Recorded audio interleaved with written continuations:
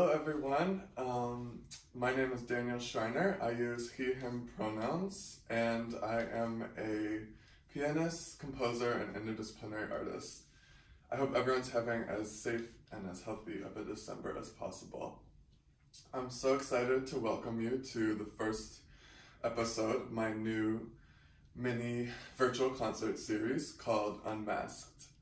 Not to be confused with physical masks, which we should all still be wearing.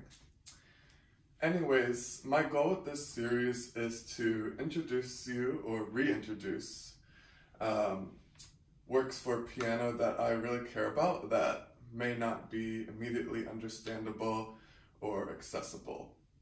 But my aim is through performance and brief post-concert talks or demonstrations to elucidate or uncover aspects of these works that I find to be unique and extraordinary and worth diving further into without giving too much away, of course. So maybe this is something I picked up from my conservatory days, but I find that Johann Sebastian Bach is always a good place to start. So for this first episode called Bachocracy, I will be performing Bach's Prelude and Fugue number 24 in B minor from the Well-Tempered Clavier, Book 1. So the Well-Tempered Clavier, for those who don't know, is an encyclopedic set of preludes and fugues written in all 12 keys in their major and minor forms, so 24 in total. And Bach, being Bach, wrote 2 sets of 24 over the course of his lifetime, and this comes from Book 1, which was composed in 1722. So I chose this piece because I think most of us have heard of Bach, but this is a little bit more of an obscure piece of his as far as the Well-Tempered Clavier is concerned. It's one of the longest and most difficult preludes and fugues. The fugue is 6 pages long, but I found it really intriguing and actually relevant to the times we're living in, and I hope to elucidate that after the performance. But before I do that, I want to entreat you to this performance of Bach's Prelude and Fugue number 24 in B minor. Enjoy.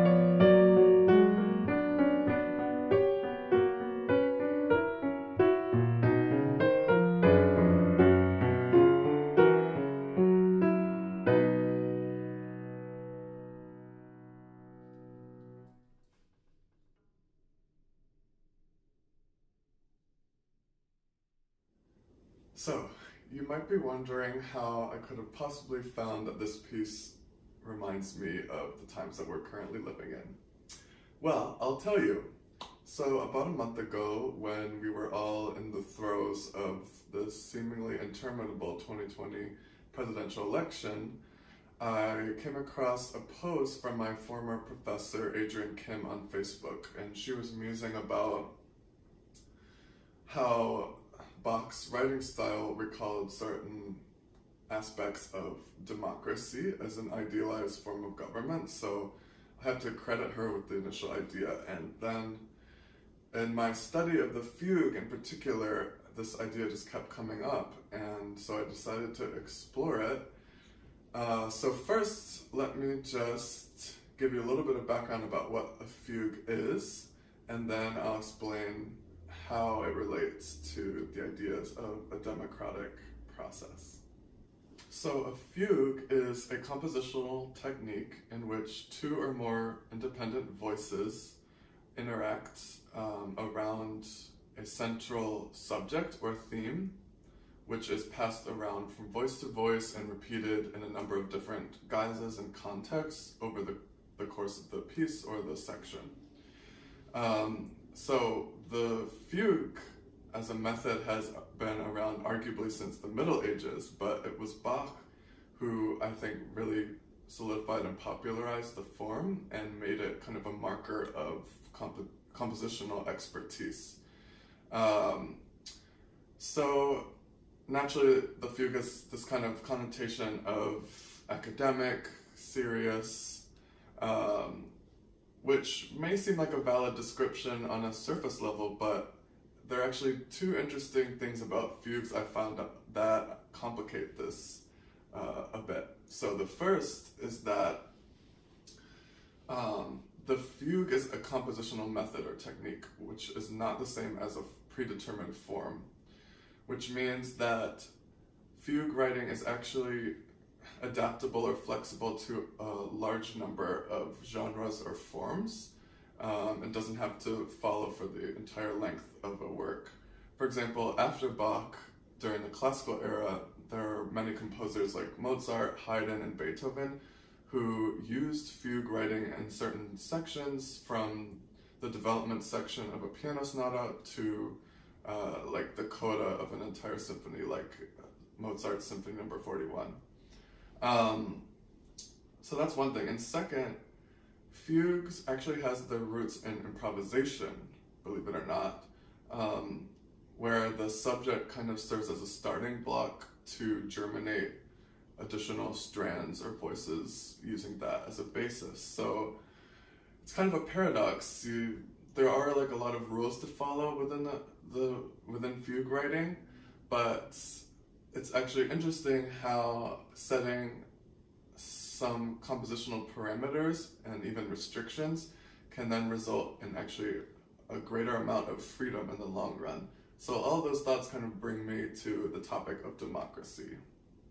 So when we think about democracy in an idealized sense, we think about a form of government for the people and by the people, in which the general population either makes policy decisions directly or elects representatives to make those decisions for them.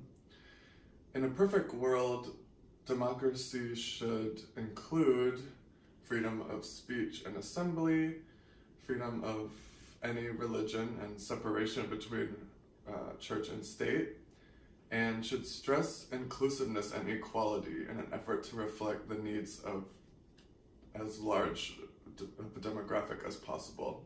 Yet inherent in this form of government is a tension between the individual and the collective, because consensus in some form needs to be achieved in order to get anything done.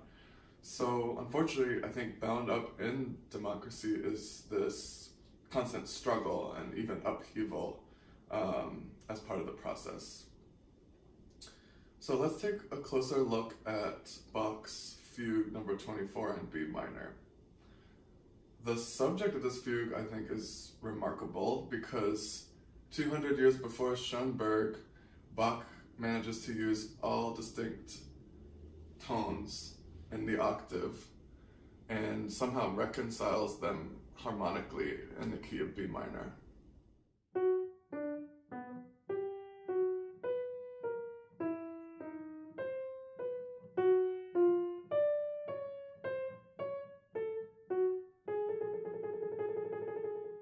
So this subject is subsequently repeated in 4 different voices, resulting in no small amount of crunchy chromaticism.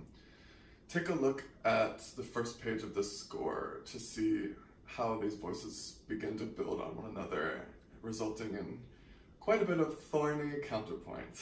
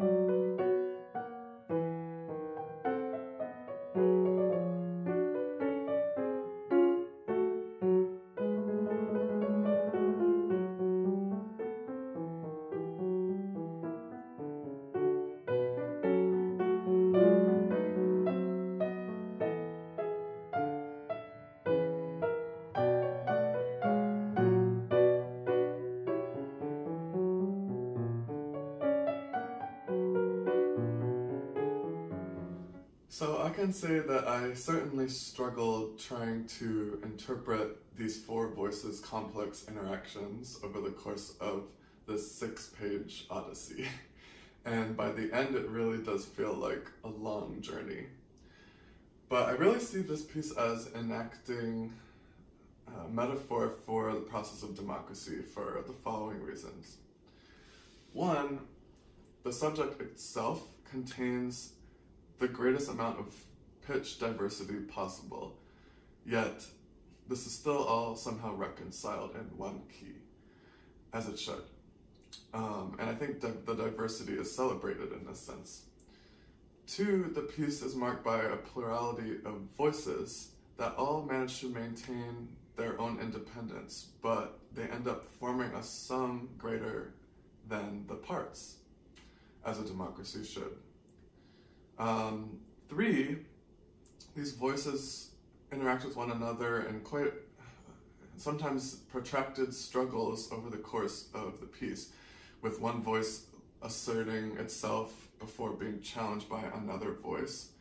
But somehow, by the end of the piece, a consensus or compromise is achieved as all voices kind of resolve into and come to rest at the key of in a B major triad. And lastly, despite the fact that there are rules in the sense that the key is in B minor, there is really no centrality or hierarchy to this piece. It just really flows along until the end. The end is really the only resting point of the piece. And so, yeah, those are my thoughts on that, and I hope you found this discussion interesting, and I encourage you to go back and listen to the piece again with these ideas in mind. So that's all for now. Thank you guys so much for tuning in. I really appreciate it. If you enjoyed this, please consider making a donation to my Venmo handle shown below, and I hope you will come tune in for episode 2 of Unmask coming soon. Until then, be well and stay safe, please, and happy holidays to everyone. Bye.